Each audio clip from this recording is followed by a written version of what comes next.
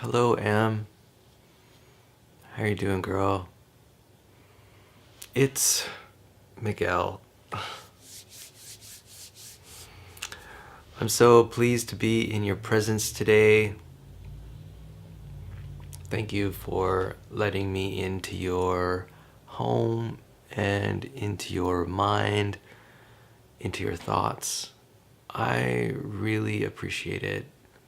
I'm grateful that we have this time together, and I'm grateful that I can just do what I'm doing and, be a part of your life in some way.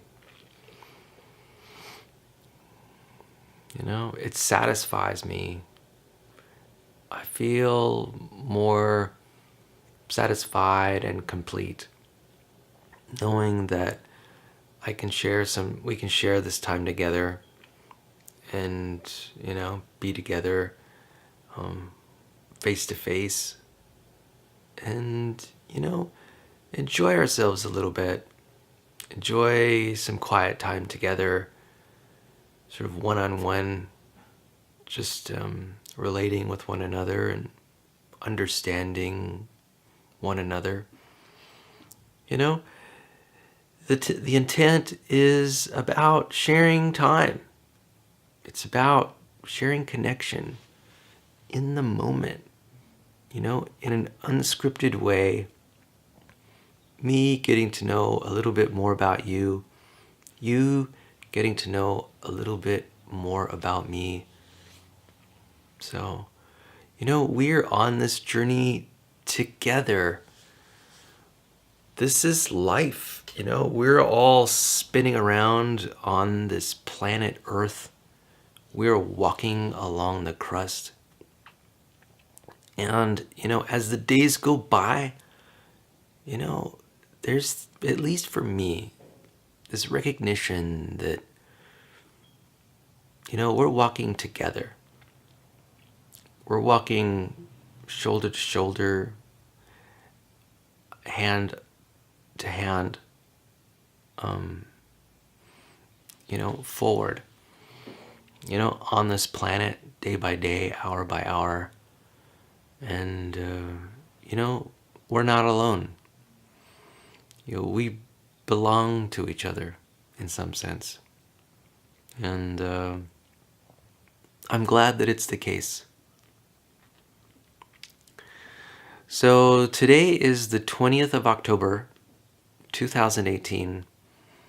And I guess I'll start out like I always start out, and that is reading a passage from the Peaceful Living book by Mary Mackenzie. And so, October 20th, I'm going to try something a little bit different. I've got my pencil here. I'm just going to be marking out ideas that seem interesting to me as I read the passage from the book. All right? So, October 20th, the quote for the day is, "All serious daring starts from within." Yeah. I think that's really true. The quote is by Eudora Welty. All serious daring starts from within. Really, it's about courage. It's about bravery. Daring. And when people do something that's daring, they're doing something at risk. At risk to themselves, maybe at risk where others are at risk, or the things that they value are at risk. And that bravery, that courage requires a decision. It requires some thoughtful consideration about the consequences of our actions. It requires a focus about what is important to us, what's valuable to us. And there's a decision. If there's a decision to be made, you're at a decision point, and you want to decide, say, to go A or B,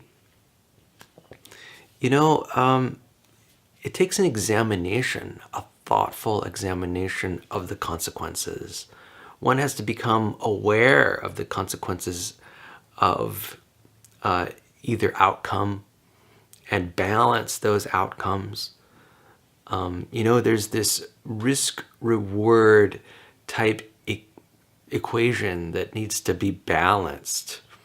Is it worth the risk to take that courageous act and perhaps receive a benefit of some kind? Maybe the benefit is a relief from some kind of conflict or some kind of disvalue, a relief from a disvalue.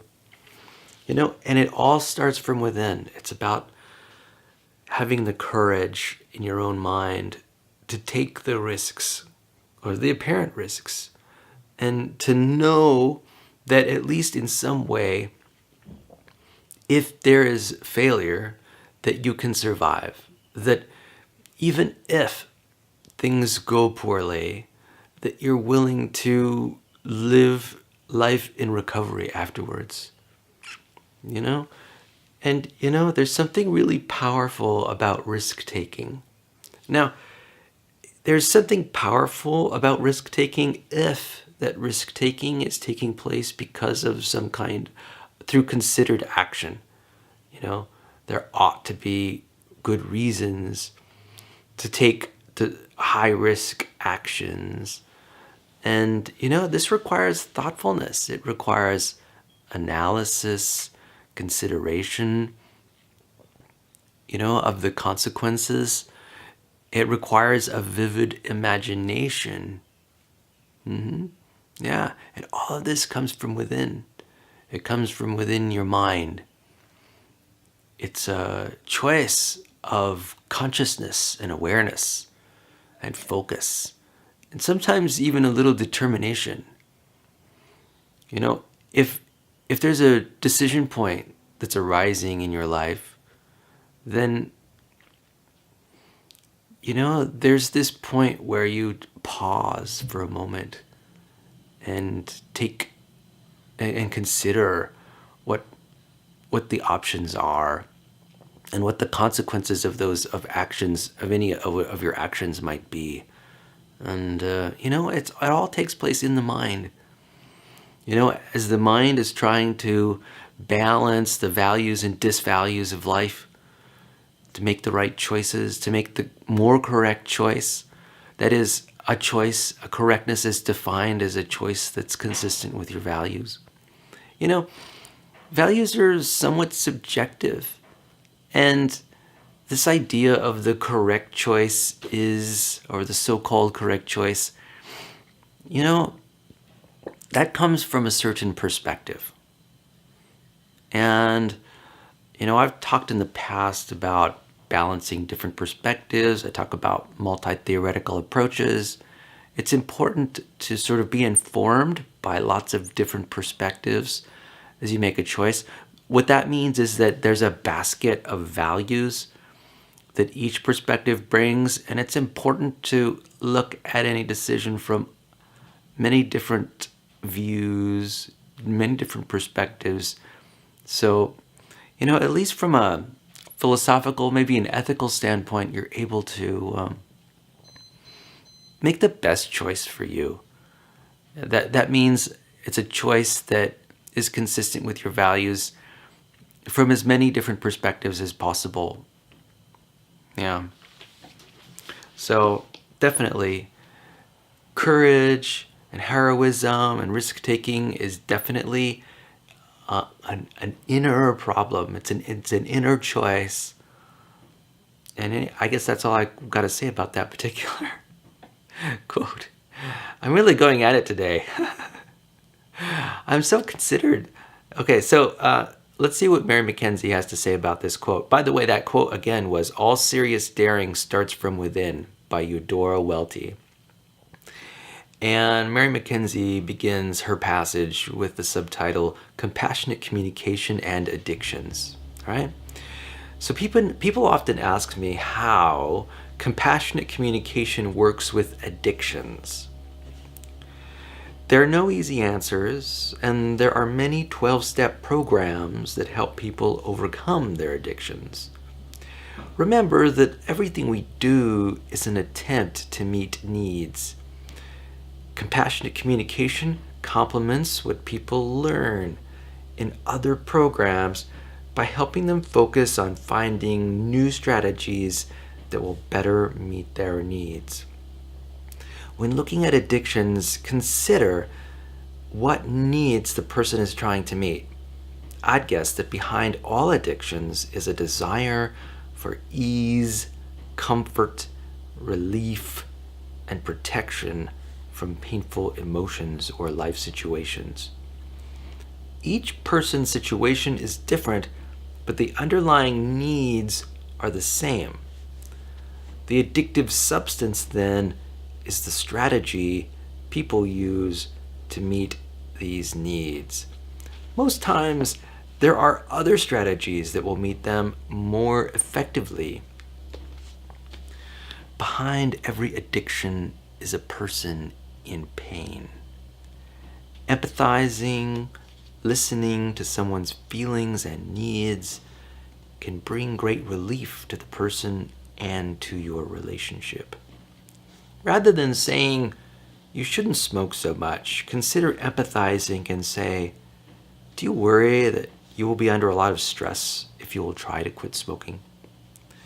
You might be surprised by what you learn if you enter into a conversation about the feelings and needs of the other person. Even if she doesn't stop her addiction, you may both feel much more connected.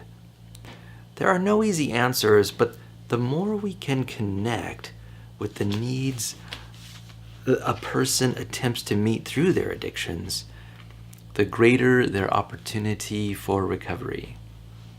And so the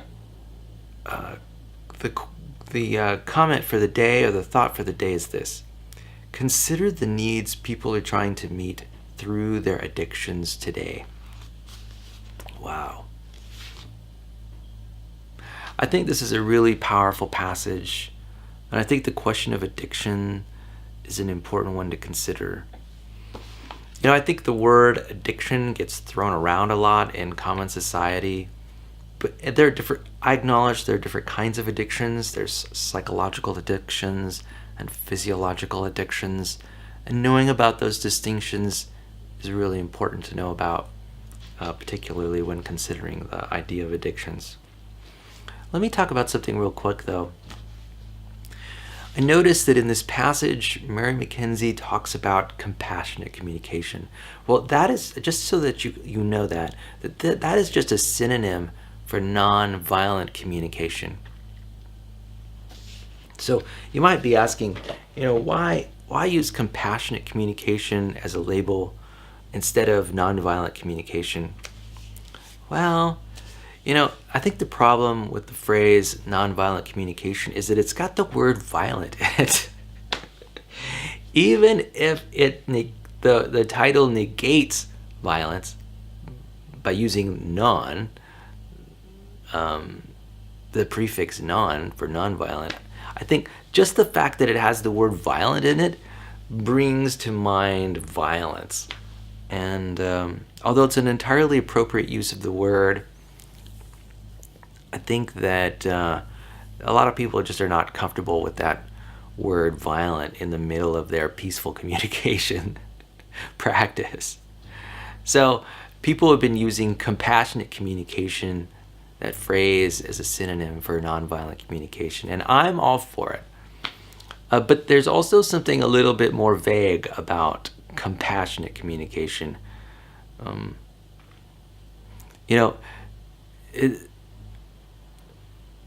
Compassion sometimes means tough love. And so it's a little bit more indirect, a little bit more uncertain as to what the definition of compassion is, but I'm all for it. I think it's fine. I actually like saying compassionate communication anyway. In fact, I often call compassionate communication just another form of gentle communication and gentle communication skills. For me, gentle communication skills includes nonviolent communication, motivational interviewing. It could also include like things like client-centered therapy, cognitive behavioral therapy, dialectical behavioral therapy, and it probably also encompasses customer service skills. And of course, negotiation and mediation skills as well. So for me, this word gentle communication sort of covers, it's an umbrella term that covers all these different kinds of communication between people. And, figuring out ways to optimize one's communication so that, it leads to not only the best outcomes, but also the most peaceful outcomes too. So there's also what is it? Is it The Secret, or have you read the book called The Secret? Or there's also a show, like a documentary called The Secret, and it talks about, oh man, I don't know if I'm going to be able to call it to mind, but I'll have to talk about this subject another time. I'm just not prepared to talk about it now. So let's think a little bit more about this passage from Mary McKenzie. I like this passage here. She says that I'd guess that behind all addictions is a desire for ease, comfort, relief, and protection from painful emotions or life situations. Yeah, I think that's really true. We want, in our lives as human beings, we want ease and comfort, and we want relief and protection from painful emotions. We just don't want to be hurt. We don't want to be triggered and, to have all this emotionally hurtful feelings arise. And so people act in ways that they think will help protect them from these hurtful and painful emotions, this emotional pain. And, addiction seems like, at least at first glance, it seems like it might be helpful, right? At least in the short term. If you're hurting psychologically, it might I know people use food as a salve to help them be comforted when they're in pain. Maybe have you ever heard of the story of people eating pints of ice cream in the midst of romantic breakups? Yeah, it's just that kind of thing. It's about having something that will just be distracting and soothing. People use music too. Sometimes they use other people. They like to be social and they like to get out and interact with other people, and that serves as a diversion so that they're just not thinking about the painful emotions. Yeah. And, substances can be helpful. They work. They definitely help distract you from those negative thoughts. I know that people quite often, at least stereotypically in our society, use alcohol. Alcohol is a way to sort of find relaxation if they're feeling stressed, or find some kind of distraction because, I don't know, it makes you feel good. I know the same can be said for addictive substances like caffeine. I know that when I drink caffeine, sometimes I'm surprised at just how good I feel after a cup of Java, man, a good cup of Joe. That caffeine is a powerful mood lifter, or at least it can be. And, sometimes it works, and sometimes it doesn't quite work the way you expect. I think that's true of all drugs. It's not 100% certain that you'll feel better after having taken them. And the same is true with food. I know I've felt poorly at times, and then maybe I have some pretzels or donuts or something, or cookies, And maybe for a short time I might feel better, but that's not necessarily guaranteed. I might not feel better. In fact, after eating the cookie or the donut or the muffin, I might feel a little bit of regret and guilt that I ate like I did. So, it's really uncertain. It's about playing with probabilities. But sometimes, there's a good chance that you'll start feeling better. I know that people who drink coffee, like cappuccinos, espressos, I know that caffeine can be a real strong mood lifter. Yeah, it can lubricate social situations. It can lubricate one's ability to have a conversation with another. And it can be a source of pleasure. But the flip side is that, if you use that technique a lot, and maybe, let's say, to excess, there could be a problem where the body needs a little bit more stimulation to get the same effect. They need to have more coffee or drink more alcohol or have an additional cigarette just to continue to have the effect that it did in the past of raising mood. And then when that happens, then, you fall into this very subtle trap where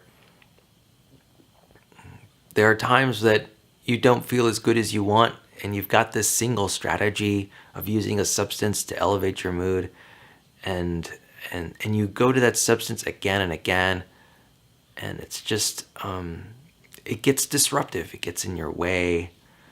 You end up having to have that coffee in the morning, every morning, and until you have it, then you can really, the chances of you feeling better are not very good.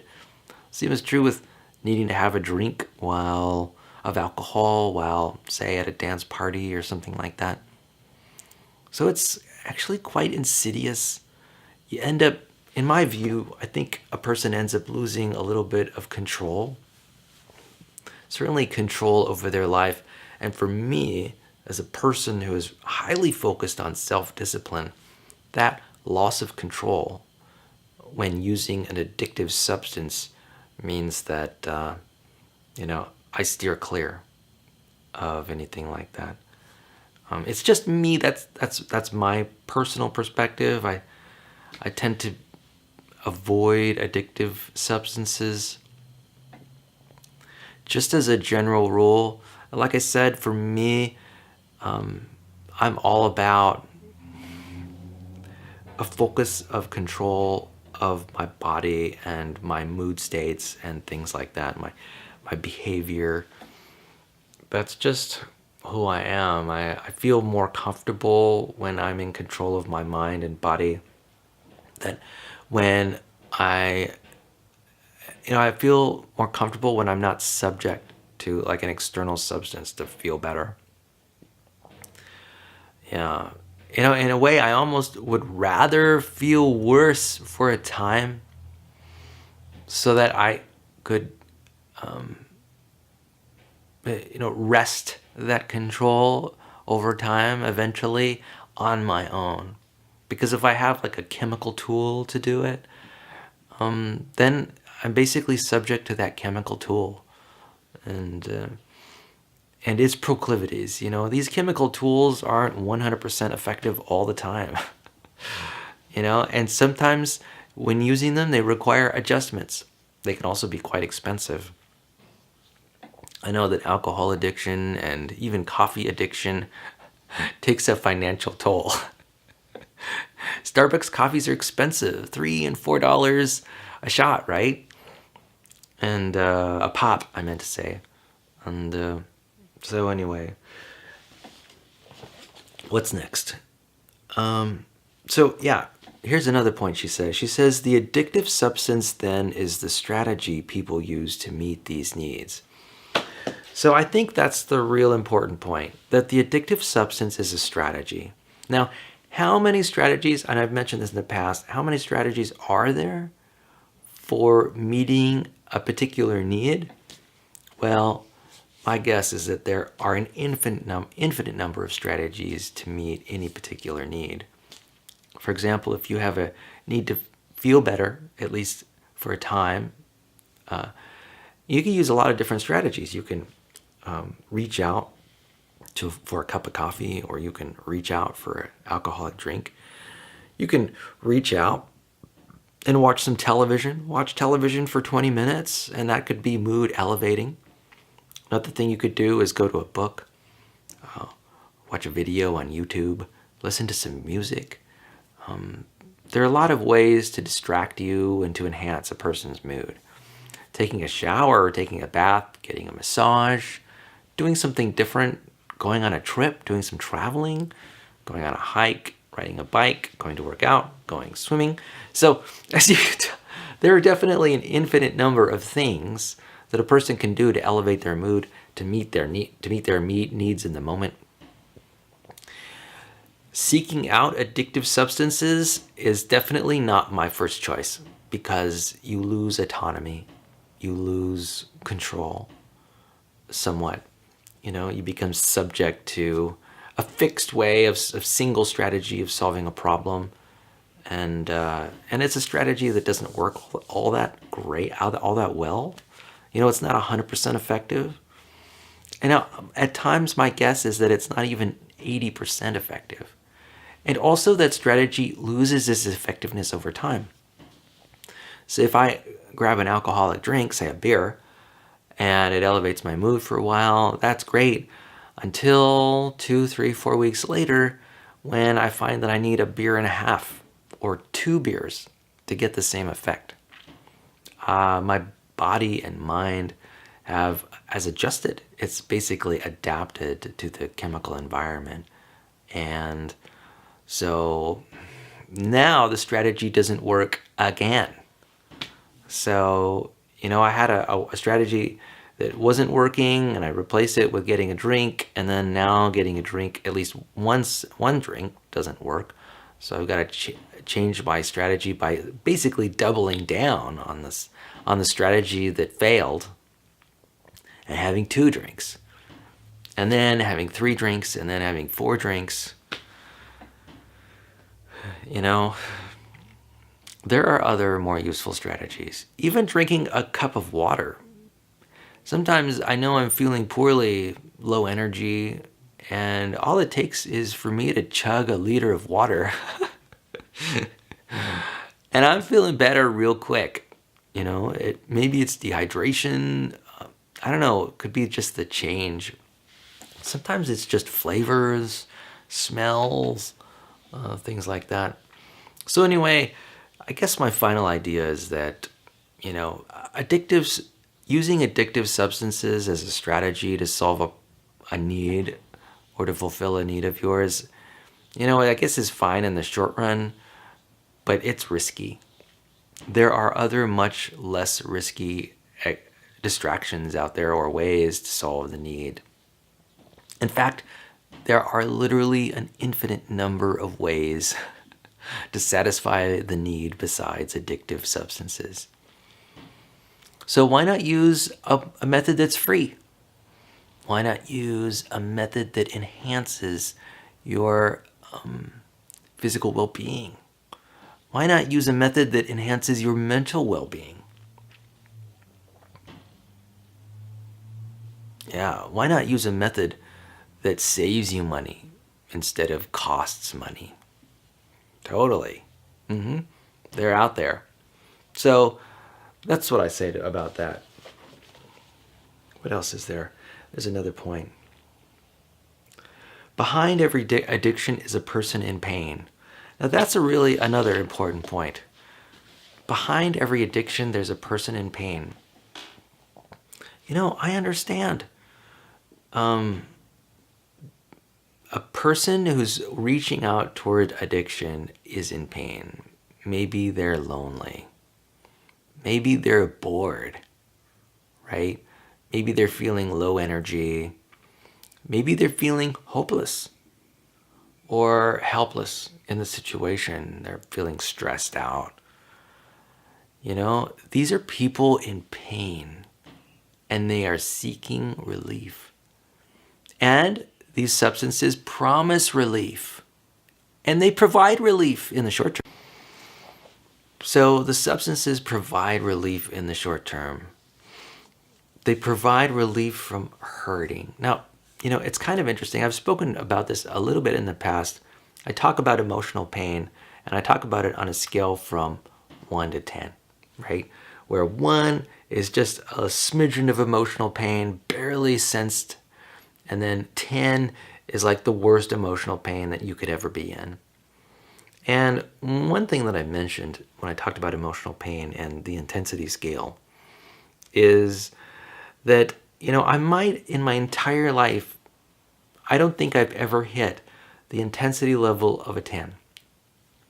Now, I've definitely hit 8 in terms of emotional pain. And I may have even hit 9 for very brief moments of emotional pain. But I don't think I'd say 99% of the time, I am in a 0 to 8 level of pain. That's the thing about emotional pain. You got to ask yourself, what is its source, right? What is the source of emotional pain? And the source of emotional pain is the source for everyone. It's essentially their thoughts. It's what's in their mind. And here's the thing about the mind.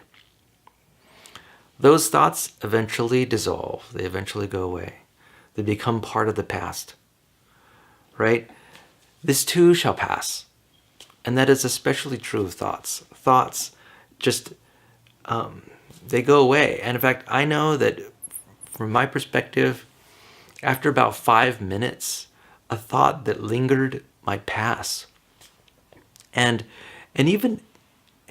some thoughts are so intense that they don't leave for a day, a full day, or a full week, or even a few months. I would guess that there's some pains that are so severe, especially when you're triggered, that there's this emotional hurt that builds up, and it's just powerful.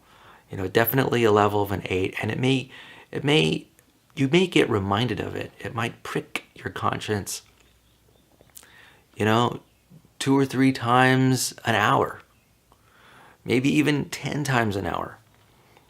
And, it is hurt. It is hurt. It is hurting, and it'll go away eventually. Time heals all wounds. And it's true. The mind always moves on to some other subject, some other, whatever's showing up in the present. The mind is distracted by that thing, whatever it is, whether it's a video game or a work schedule or playing on the playground or something. The mind is always, it's like monkey mind, right? That monkey mind protects us from being in too much emotional pain for too long. Now, it might seem that, I've had some episodes of challenge and emotional pain that have lasted for years. 6, 7, 8 years. These are problems in my relationships that seem to show up all the time and recur, and because they are related to a primary relationship of mine, they might last a long time. Though with a little bit of patience, that hurt will begin, you begin to make adjustments in your life. Whether you want to or not, you'll be making these adjustments, and the thought will become less painful, less poignant. And, you'll probably want to honor the thought by sort of subjecting yourself to the pain for a little while. I know I've mentioned that idea before. That sometimes we have thoughts because we feel like we think we need to have them. Like there's a guilt about not thinking about them because they're so important that arises. And so we think about hurtful thoughts to honor the thoughts, to essentially honor how valuable a certain value is to us. And, eventually it goes away. That's all I got to say. I think I'm a true believer in this idea, and that time is a wonderful healer. The human brain is outfitted with amazing mechanisms to cope with hurt and pain without any external chemical dependencies. Even without any physical changes, the human mind can heal itself. And so it's even possible to do nothing. Here's my supposition, and I offer it to you as a possibility, that when you feel bad, when you feel hurt or in pain, my suggestion is that it is okay to even do nothing to make you feel better. That the brain has mechanisms internal to itself that will help put a salve on that pain. I know, and I'm not suggesting that you do this every time. Do nothing when you're in emotional pain. I'm not suggesting you do this every time, but I want you to recognize that it's a possibility for you to do nothing and still recover. A lot of pain is brought about by maintaining a certain perspective about a certain set of values or basket of values or handful of values that you want to maintain and keep. These are values that are important to you. They're sacred to you. You've learned and you rely on them and you believe that they're important and significant in your life. And somehow these needs and values are not being met by the current situation. And it's a challenge because it's painful when you recognize that you have needs that are unmet, particularly significant needs, particularly needs related to your relationships. And, it might be tempting to do something about that. And, whether you decide to do something or not, the brain is has fail-safes in it that will help you to cope and adapt without you necessarily having to do anything. Think about it. Human beings, Homo sapiens, have been around for 200,000 years. And they have lived in extremely harsh conditions. If you can imagine for a moment, 100,000 years ago, a man living amongst a small tribe, maybe a tribe of 10 people, in the wilderness, maybe on the savannas of Africa, struggling to survive. If you can imagine them using tools made of rocks or made of wood, they're using their skill to hunt for food and gather to provide shelter and clothing for them and their families, their loved ones. And they're doing so without modern day technology or advances in culture or society. Can you imagine the hardship that they must have been under? I can imagine death, injuries, illnesses being a regular part of their life. I can imagine fear, the fear from being hunted by large animals or even small animals, stings, injuries. Can you imagine the stress that these people might have been under? And, the human brain has evolved during these times. And when you compare what it was like to live 100,000 years ago to what it's like to live today, the comparison is completely stark. Today we've got running water, we've got clothing, we've got entertainment. We don't even have to leave our house.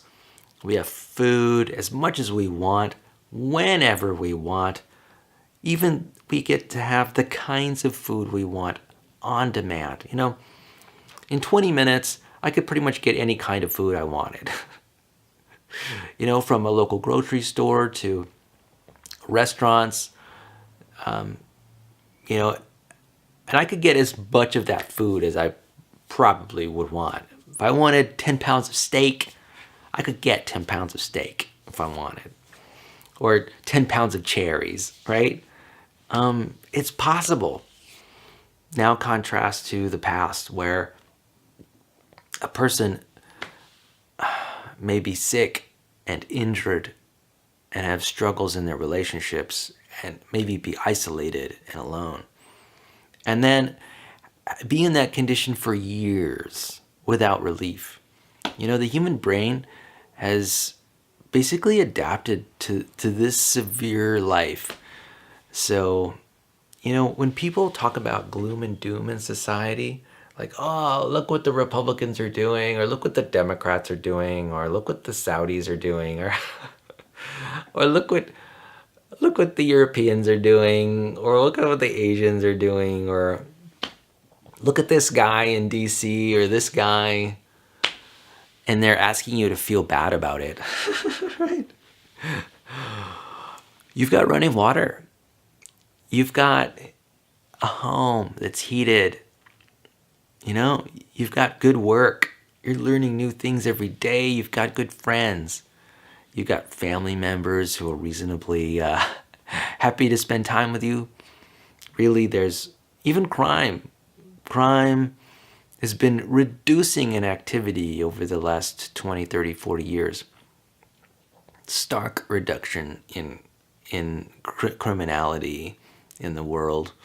And today we're more able to manage ourselves in natural disasters than ever before. Hurricanes, well, we've got satellites and radar, weather radar that will help us to manage these risks. We've got amazing first responders, emergency responders, fire people, police people, and ambulances and paramedics. They're at hand at a moment's notice. Call 911 and in 5-10 minutes, you'll have a crew, not just one person, but a crew of people who are skilled, who have tools, who are outfitted with the knowledge, skills, and abilities to help you. Even if you're on the verge of death, even if you've just had a stroke or something or a heart attack, these people know what to do to stabilize you and to get you to a hospital where there's another person, an ER doctor, who knows precisely what to do to handle your case, whether it's just keeping you in the ICU or even flying you in a helicopter or airplane to a larger hospital. I mean, you've got all these support systems in place. I mean, if you are in pain and are hurt, think for a moment. Just think and recognize the support systems that you have that are available to you. You've got the internet. You can always use Google to solve your problems. You got a relationship problem? Use Google. You got a problem with your health? Use YouTube and come up with solutions. Why choose addictive substances? I mean, there's so many other strategies out there, and we're also fully supported. I really can't stress this enough. We as human beings are fully supported. We're supported by technology, by teachers, by the state, and by local governors. We are completely supported 24/7. And that's here right now. And there really is no reason to be overly upset about any one thing or another. I guess that's what I've been spending the last 45 minutes trying to convey. And to use addictive substances to somehow ameliorate or soften these the slings and arrows of everyday life, this is just those slings and arrows are just common everyday things that people endure anyway. So I just wanted to, anyway. There's something I wanted to talk about, a slightly different subject over here over the next, 15 minutes or so. I wanted to talk a little bit about you and me. Particularly, I wanted to talk about what I can offer you. I, and in the past, I've invited you to enjoy a lot of activities alongside me.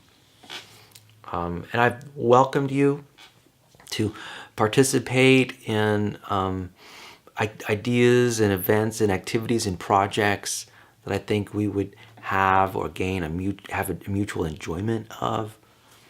And I wanted to just make super clear, like in a menu format, what I'm offering you, what invitations I am making of you, and what's possible.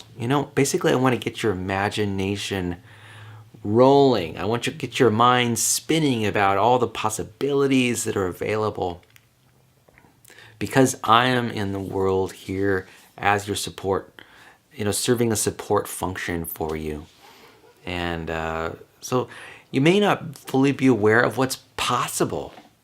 And I did want to address what was possible. And I might address this in another video too, sometime down the line. But there are a lot of things that I can offer you. For example, and I recognize you may not be clear about what is possible. So one thing that I can offer you are invitations to have new experiences. So if you want to go on a trip, we can travel to Disneyland or go to theaters or parks, or we can go see musicians. We can have new experiences by exploring the world around us, by traveling in the local area.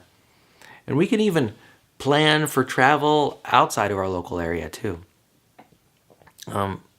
One thing that we could do projects together. We could, if you have a camera on your cell phone, and I've got one on my cell phone. I just bought just a regular, another camera. We could go take photographs together. We could do some street photography. We could do some modeling photography where we go on a photo shoot and model some fashion, some clothing. We could do all kinds of things like that. We could go out to eat. I could invite you to, and you could invite me too, we can go out pizza and hamburgers and cheesecake, or we can go to Starbucks. We can go get some donuts at the Dunkin' Donuts. We can go get ice cream at Baskin Robbins. There's so many things that we could do related to food. We could go shopping at the supermarket together. We could make pizza or make popcorn, or we could make candy, or there are just so many options out there. There's so many possibilities for what we could do together. I just wanted to, we can also make videos. I know at one time you had an interest in making a video. You made one or two videos and showed them to me from your cell phone, and I've been making videos myself. We can talk about video blogging and what that's like, and maybe how to get started. You might want to get started in podcasting, audio podcast. I might be able to help with that. There are things that we could do. We could exchange poetry in our letters. We could just exchange artwork. That might be fun. We could do art together. You have an open invitation to use my home, my apartment. You could come on over, and we could go to my kitchen and prepare stuff in the kitchen, or we could, kick back and watch Netflix or listen to some stereo music. I've got a sewing machine here. I could teach you how to sew. I've got skills, right? I've worked on cars before, so I can teach you a little bit about maybe changing the oil in a vehicle if you're interested in learning how to do that. I've changed fuel filters, and I've done a few things related to maintenance. Changed out spark plugs and distributor caps, and done any kind of car maintenance. Gonna remove tires. I don't know what you're into, girl. Also, if you want, we can talk just about social things, about communication and becoming more social, helping you become a little bit more expressive and creative and friendly when it comes to making friends and talking to others. I can give you some strategies about what you can do to build your circle of friends and widen up that circle of friends. We could also just spend time together. Time together, even in silence, meditating, or in conversation. I can share with you some of my experiences, some of my lessons learned. You know, I, if you want, we can talk about money. You're getting old enough now to have probably a bank account that you want, and we could open a bank account for you and get you some checks going on. And let's see, there's all kinds of things we can do. If you've got some creative ideas and you're interested in having some constructive feedback, I'd be happy to provide that feedback to help you develop, whatever it is you've got on your mind. If you've got a problem you want to solve or a need you want to meet, I can probably help you meet that, or at least help you meet that need more quickly or more strategically. If you have any interest in studying together, I'm taking a couple classes. In fact, wait a second.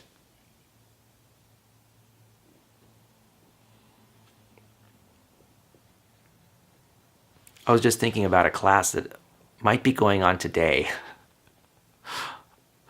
I think I might have a class today at Allen Hancock College. I definitely need to consider that. If I'm having that class, I think it's an afternoon class. I definitely have to check that. Thanks for bringing that to my attention. But yeah, hey, if you want to study some homework, we can do that. If you want to study math or literature or English, or if you want to do some studying of your science classes, I would be totally into that. I can help you with science problems and your math problems. One thing we could do is we could read together. Believe it or not, I'm starting to read J.K. Rowling's book now called Harry Potter and the Sorcerer's Stone. By the way, I'm loving that book. I have been listening to the audiobook in my car, and I'm stunned at how much enjoyment I'm deriving from reading this audiobook in my car. And in fact, I've actually bought the ebook using Amazon, and I'm reading that ebook too. So I'm listening to the audiobook of the Harry Potter story, and I'm also reading the Kindle ebook at the same time, and I'm getting a lot of enjoyment out of that. And I'm already thinking about devoting a lot of time to learning more about the Harry Potter story and enjoying the writing of J.K. Rowling. Wow, she's a great writer, isn't she? Man, it seems, for me, it's as if she's so thoughtful in her writing that every nuance